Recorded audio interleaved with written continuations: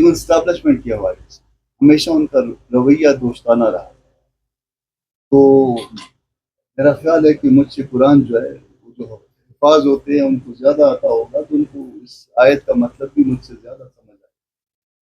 تو کیا مولانا کو اس آیت کا یہ مخالف جو ہے وہ جو کچھ کیا جا رہا ہے ان کی طرف سے یہ دیکھنا. ایسا ہے کہ 2 ایونٹ تھے بہت ریسنٹ پاسٹ میں. ایک 11 تاریخ کو تھا اور ایک ایونٹ تھا اے پی سی والے دن جس دن اے پی سی ہوئی ہے اسلام آباد میں پی ٹی آئی کے زیر اہتمام. اس دن پی ٹی آئی کے ایک بہت بڑا وفد جو ہے جس میں میجارٹی جو ہے ان کی پارلیمنٹیرینس پہ مشتمل تھی وہ مولانا صاحب کے پاس حاضر ہوئی تھی اور مولانا صاحب کو کچھ انہوں نے بہت ساری باتیں کی تھی جو کہ شاید ابھی تک میڈیا پہ شیئر نہیں ہوئی ہے. مگر چونکہ کوئی موومنٹ ہوتی ہے تو سب کو پتہ چل جاتا ہے. دوسرا معاملہ یہ تھا کہ مولوی واسع صاحب والوں نے اور باقی ساتھیوں نے یہ زیارت کا معاملہ تازہ تھا اب بھی تازہ ہے آنے والا بھی. اس حوالے سے جا کے قصور میں پھول نگر میں پنجاب کے عوام کے سامنے اپنا مقدمہ رکھا.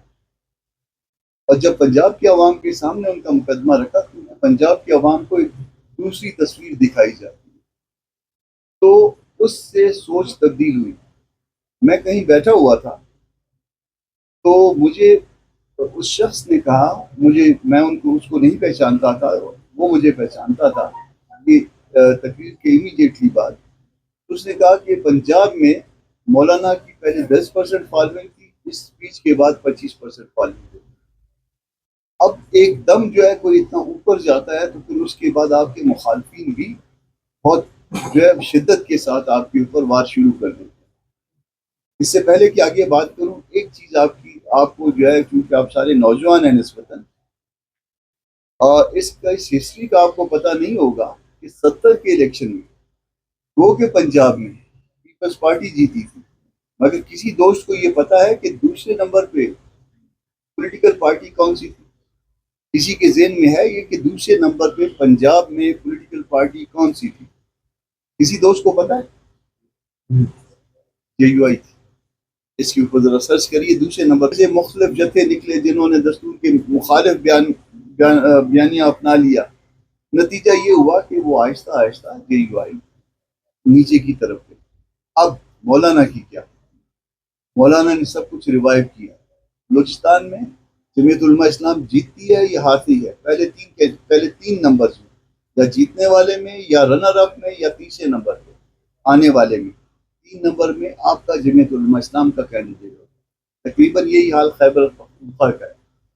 سندھ میں جو ہے ہماری انٹری جو ہے پیپلز پارٹی کے بعد جو ہے وہ تقریباً جو ہے نا ہم اس کے بعد آ گئے. اب پنجاب میں جب آپ انٹر ہوتے ہیں مولوی واسع صاحب اس کے بعد آپ کو تکلیف برداشت کرنی پڑے گی. آپ 10% سے 25% پہ پہنچ گئے. جب کوئی 10% سے 25% ایک رات میں چھلانگ لگائے گا اس طرح کے لوگ بکواس کریں گے. ہماری ایک تاریخ ہے. ہم کبھی مرنے والے کو بھی برا نہیں کہتے بھلے اس میں 100 برائیاں ہوں. جب ہم مرنے والے کو برا نہیں کہتے تو کیا ہم اس طرح سے بے شرم لوگ ہوں گے کہ ہم شہداء کے حوالے سے بری بات کریں گے؟ ہم پہ الزام لگانے والے جنہوں نے شہداء کے حوالے سے الزام لگائے جنہوں نے مولانا صاحب پہ الزام لگائے وہ معافی مانگیں گے اور ہم ان سے معافی کا مطالبہ کرتے ہیں کہ وہ انہوں نے ایک غلط الزام لگایا اور وہ معافی مانگے. ہم پاکستانی تھے پاکستانی ہیں پاکستانی رہیں گے. شہداء ہمارے بچے تھے ہمارے بھائی ہیں ہم ان کو اپنا سر کا تاج سمجھتے ہیں. مگر اس کے باوجود ایک فضول بیانیہ اپنایا گیا اور فضول قسم کے لوگوں سے اس پہ بات کروائی گئی.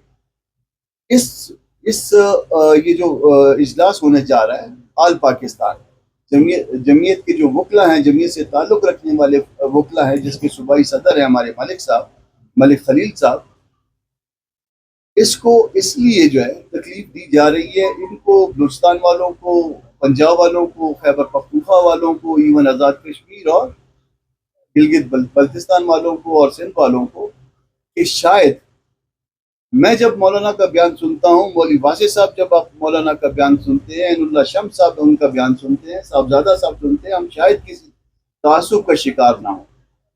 آپ آئیے، آپ جورسٹ ہیں، آپ پڑھے لکھے، قانون کے پڑھے لکھے لوگ ہیں، آپ اس پہ انڈیپینڈنٹ مائنڈ اپلائی کریں۔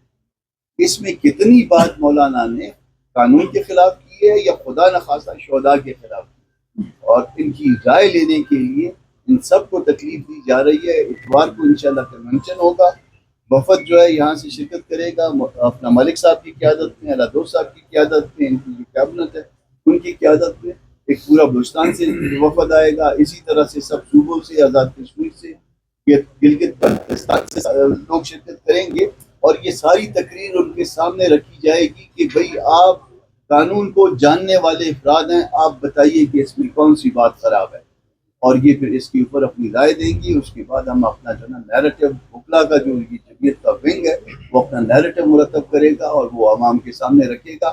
میں نے پہلے بھی مطالبہ کیا ہے کہ مولانا کی پوری تقریر سنائی جائے، پوری تقریر عام عوام کو بتائی جائے، ان کو سنائی جائے، اور اس کے بعد جو ہے نا یہ فیصلہ لیا جائے عوام سے کہ مولانا کی تقریر میں خدا نخواستہ کوئی نیگیٹو بات ہے۔ ہم کہتے ہیں ہم نے آپ کو گالی نہیں دی ہے، وہ کہتے نہیں آپ نے گالی دی ہے۔ یار خدا کے بندے، آپ جیسا بیوقوف ہم نے نہیں دیکھا۔ میں کہتا ہوں کہ بھئی ہم نے آپ کو گالی نہیں دی، انہیں نہیں آپ نے گالی دی ہے۔ خدا کے بندے، ہم نہیں گالی نہیں دی ہے۔ اگر تم نہیں سمجھ سکتے یا آپ کی سمجھدانی اتنی چھوٹی ہے تو اس میں یہ بات نہیں سمجھ سکتی، تو پھر ہمارا قصور تو نہیں ہے۔